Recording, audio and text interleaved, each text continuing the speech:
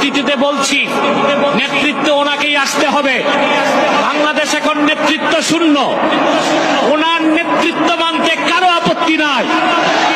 সিরাতে সুরতে যোগ্যতায় গুণে সেরা ব্যক্তি বাংলাদেশে নেতৃত্ব দেবার ক্ষেত্রে আপনাদের আধ্যাত্মিক রাহবার, ঠিক কিনা?